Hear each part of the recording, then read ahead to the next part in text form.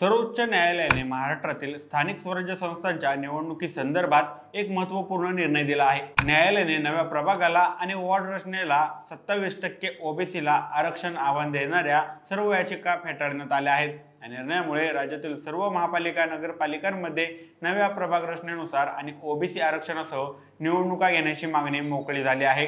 या याचिकांमध्ये काही स्थानिक घटकांनी नव्या प्रभाग रचनेतील बदलांविषयी आक्षेप नोंदवला होता। त्यांनी असा दावा केला होता की नव्याने आखलेली प्रभाग व्यवस्था अन्यायकारक असून काही राजकीय पक्षांना झुकते माप देण्यात आला आहे। मात्र सर्वोच्च न्यायालयाने या सर्व अपेक्षांना फेटाळून लावला आहे आणि राज्य सरकारच्या निर्णयाला वैध ठरवलं आहे। या निर्णयामुळे मुंबई, पुणे, नाशिक, पिंपरी चिंचवड, ठाणे, नागपूर यांसारख्या प्रमुख महापालिकांमध्ये निवडणुकीची प्रक्रिया लवकरच सुरू होणार आहे। ओबीसी समाजाला 27% राजकीय आरक्षण मिळाल्यामुळे त्यांच्या प्रतिनिधित्वाचा मार्गही प्रशस्त झाला आहे। यामुळे राज्यातील राजकारणात मोठा बदल घडण्याची शक्यता आहे। याबाबत तुम्हाला काय वाटतं? कमेंट करून नक्की कळवा।